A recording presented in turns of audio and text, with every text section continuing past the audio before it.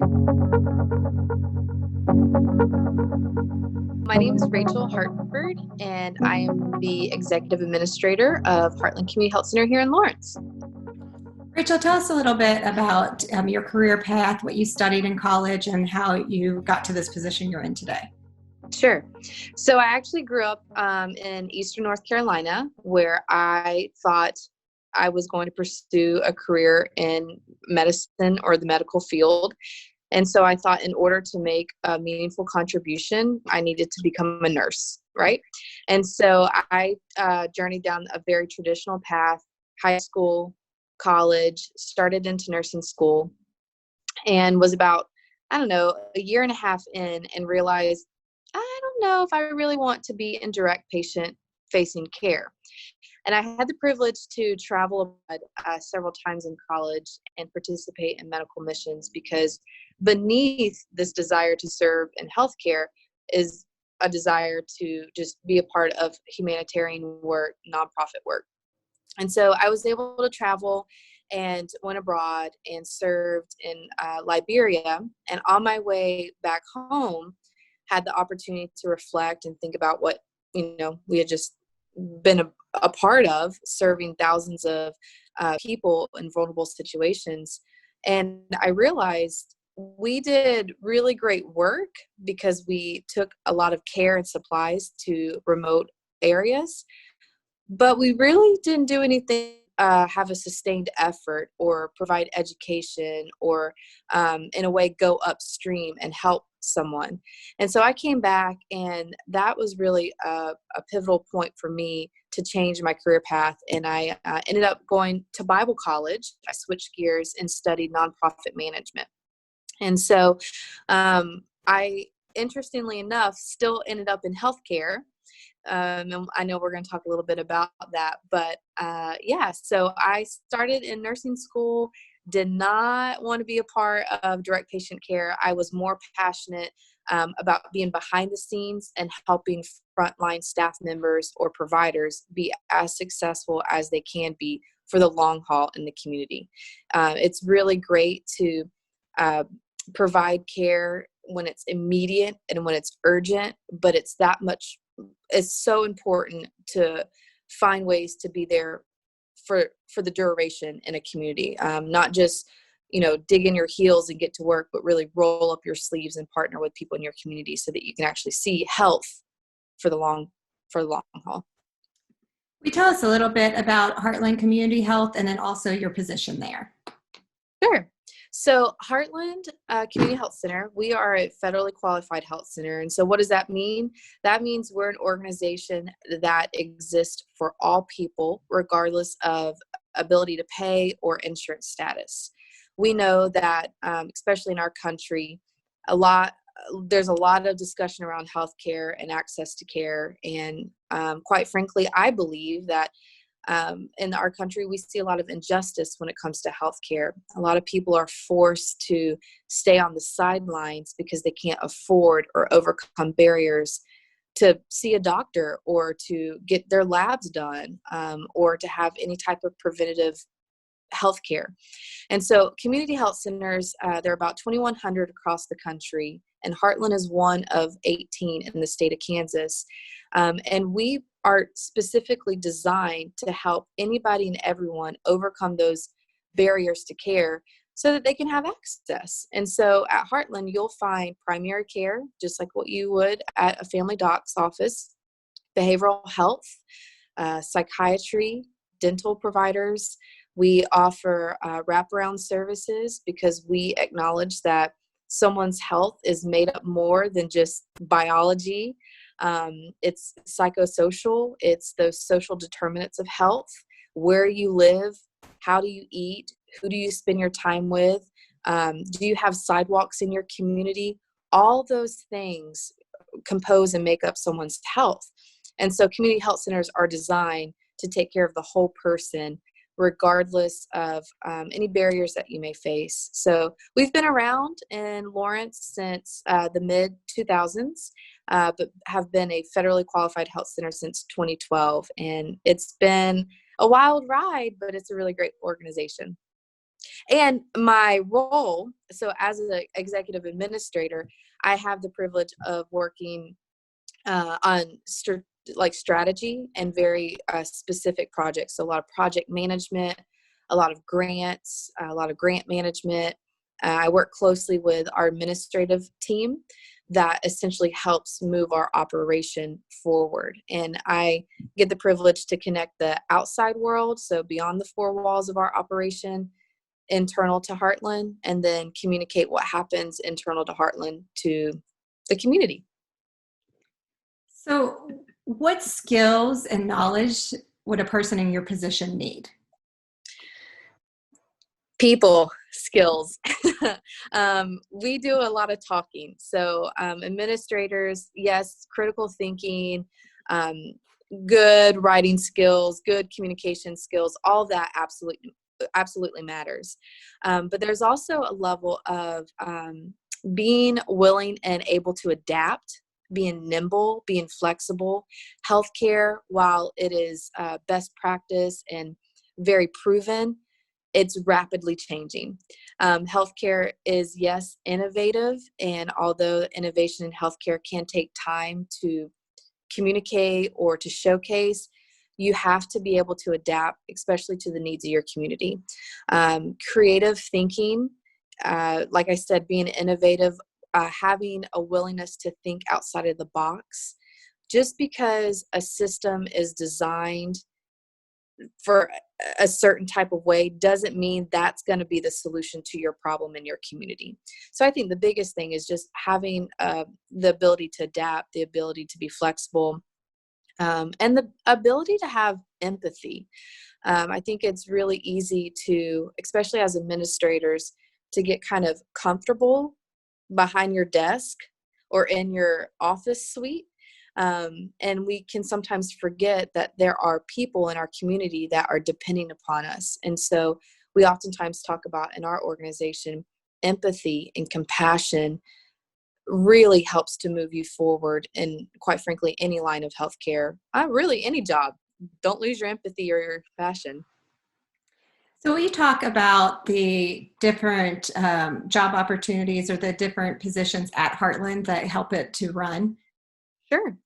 Yeah, it's an interesting machine when you look at it. People often think in healthcare you have to be a provider, or a nurse or a lab tech, or even front office or patient service representatives. And yes, those are incredibly important roles, but there's also that back end of support. And so when you think of healthcare, it goes beyond just that direct patient facing service. And so for our team, we have a financial officer, a chief financial officer. And yes, numbers tell a story and they tell part of the story. But for folks that are in healthcare and finance, you really have to have an understanding of the healthcare system, billing, coding, reimbursements, productivity, the needs of your community, understanding your needs assessment, even for a finance officer. HR, same thing, being able to recruit and connect with healthcare professionals that are passionate about providing care, super important. Our chief operations officer is actually an RN, but she has now found herself in a full-time administrative role, and she helps to essentially make the operation run, scheduling, organization, agreements, making sure that your agreements and BAAs are all up to date, and those details are mission critical. Partnerships, so for our executive director, our CEO, managing strategy at that super high level, being able to look on the horizon and see what's ahead in an environment that is consistently changing, finding creative ways to partner with other organizations, especially in a community the size of Lawrence, where we have one hospital, one community health center, one mental health center. It's very important that those providers partner and work together. We have a quality and risk coordinator. And so, yes, there's a lot of risk and a lot of quality management in healthcare, but not risk like malpractice per se, but risk like What do you do if your health center is in operation and there's a natural disaster that's happening? How do you move people in the community? Or kind of what we're experiencing right now with this COVID pandemic. How do you respond as a healthcare provider in a safe and sustained way? We also have what we call super users on our staff. And so these are people that are experts in electronic medical records, because quite frankly, you have to know the tools that you're using for your operation. And so if your IT goes down or if your EMR doesn't work, providers aren't experts in EMRs. They are experts in finding diagnoses to help make people feel better, right? And so that's a little bit of our team, but yeah, we work with communications and marketing team members. We work with individuals that are directors of foundations and philanthropies to help support healthcare. I think sometimes we find ourselves believing that healthcare services like community health centers or safety net clinics are free. There's this idea that healthcare can be free. Somebody's paying for it somewhere. And so having those partnerships with other agencies are very important as well. So tell us about the biggest benefits and the biggest challenges of a profession in public health. Well, you're asking at a very interesting time. So my answers may be a little skewed to what's happening today. But I would just say again, healthcare is rapidly changing. Healthcare can become very political very fast. People like to argue about resources and the injustice that exists. And sometimes I think the best thing that we can do is, like I said, roll up your sleeves and get to work, and having the ability to adapt and be nimble. But I would say not every solution is an answer for every community. And if you look at the health in our region in Kansas, it's going to look very different than the health of Eastern North Carolina, where I'm from. And so allowing systems of care to be able to adapt and respond to the needs that exist in that community, I think can be a benefit and a challenge. Navigating, finding resources to help respond to the specific needs in your community is a challenge that we often embrace. I oftentimes tell people that the best thing that I get excited about my job is the ability to find creative solutions, to find ways to say yes, because people are oftentimes told no. You oftentimes get to a place where there seems to be a dead end, and people think, well, this isn't an option for me because I can't afford it, because I don't have transportation, because I don't have adequate social support. I don't have the tools to help me move forward to better health or improved health outcomes. And that's not true. It's just finding ways to connect to people. I also think in healthcare, we wait until it's urgent, until it's a disaster, until it's a crisis to respond. Our healthcare system is, well, let's set COVID aside right now, but we're designed to respond to emergencies. If you get hit by a car, if you're diagnosed with cancer, if you break your leg or a bone, we're really quick at responding to urgent. It's the investment in prevention and primary care that helps us to get upstream to prevent some of these urgencies. And so I would say finding ways to say yes to people who want to get ahead and be more preventative, and that can be a challenge. It's not as fun. It's not as urgent. It's not as what you see on TV, right? That's not how healthcare needs to be designed all the time. So what advice would you have for a student who was exploring, the variety of healthcare careers? I would say keep an open mind. One of the things that, like I said, in my traditional path, I assumed that if I was going to be in healthcare, I was going to have to be a provider or a nurse. But keep an open mind and stay true to your passions. If you have a passion for systems, data, connecting with people, messaging, telling a story, creating, inspiring content, there's a place in healthcare for all of those talents and desires and passions. So keep an open mind and ask questions. Just because someone says this is the way it needs to be may not be true. Obviously, you can show honor and respect the professionals and people that are placed in positions of authority, but having curiosity to understand why is not a bad thing. I think that helps you to think creatively and to look at things in a different light. And like I said, not every solution that's provided is the given answer for the need in your community. And I think through having curiosity and the willingness to ask questions help you to find creative ways that might end you in healthcare in a very unusual spot.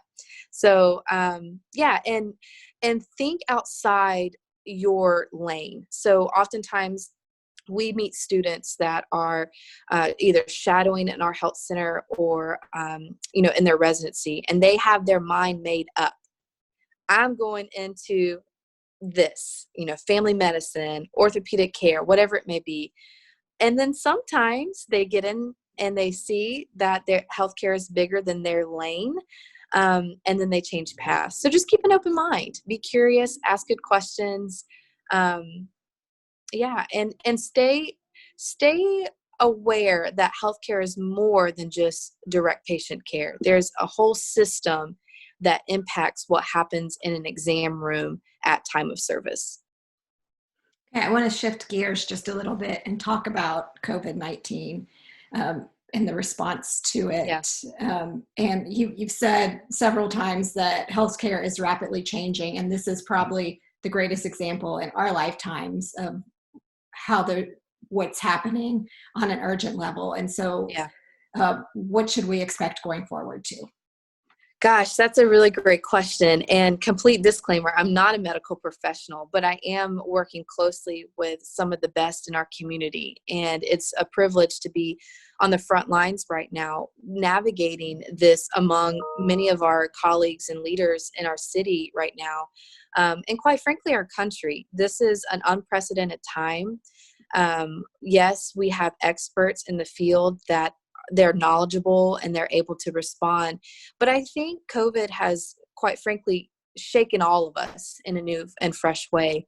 For Heartland, what we've done is early in March, when the risk of outbreak really started to become known in our country, we took advantage and implemented exterior triage and screening. And that was just an added effort to keep our staff and our patients safe.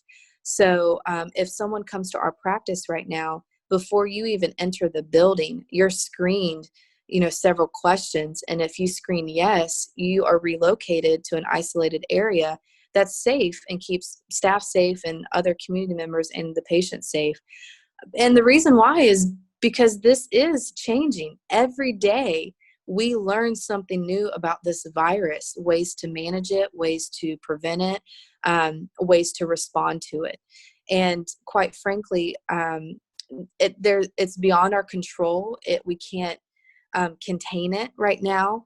And there's been a lot of information coming from the CDC and our state leaders and federal and local government. And the best advice that we've been giving is social distancing is truly our best defense right now. We were talking about this as a team earlier this week.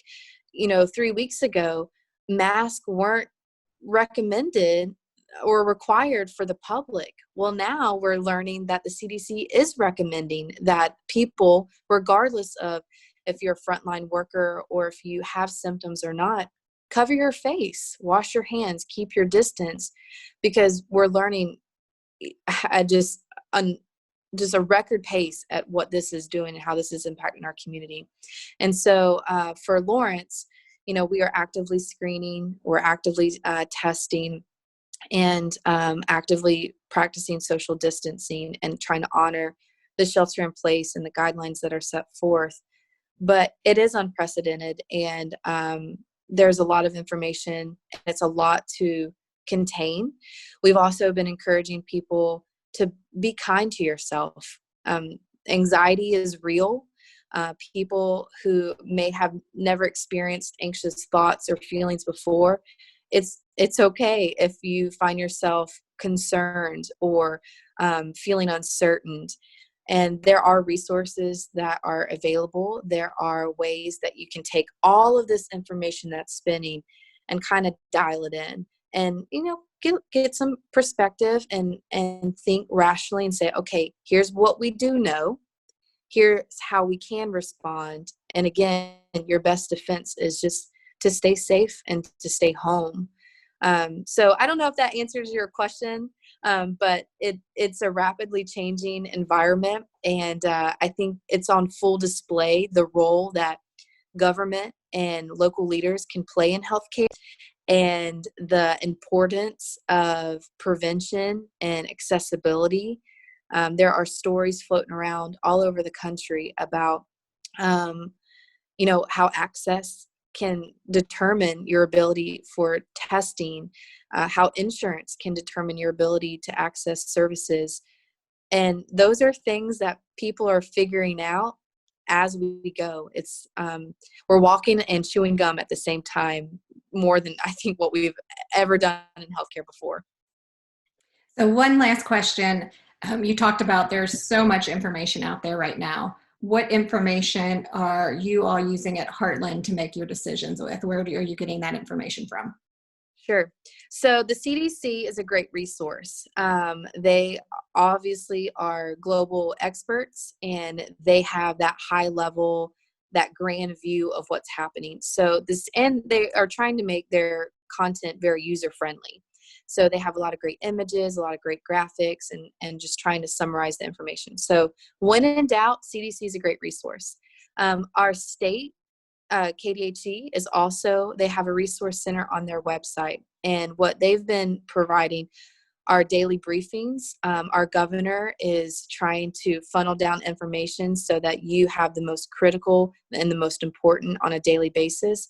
So if you haven't tuned into that, that's also kind of at a high level. But here locally, Heartland's been leaning into what is called the Unified Command. And so we have a unified command in Douglas County that is composed of the hospital, the health department, city and county leaders, and the community health center, that is actively responding, monitoring supplies, monitoring screens and testing, and providing communication to our community about, okay, do I wear a mask? How long do I have to stay home? Or if I start to have these symptoms, who do I call?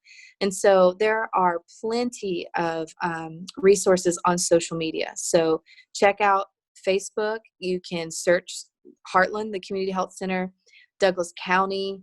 On Twitter, our health department is very Twitter friendly. Even Instagram. Get on social media, search those agencies. You can even search hashtag like Douglas County COVID, and a lot of those resources will come up. But I think we cannot say it enough. The best thing is for people to stay at home until this essentially passes, until we get some clearance. That social distance is the best defense right now, especially after learning, people can be asymptomatic, meaning they don't have any symptoms. They feel fine. They look normal, and could be a carrier of this and encounter someone and share their germs, quite frankly. So stay home, stay informed, check it out, social media. And don't be too consumed with all the stories, because it can be pretty bleak really fast.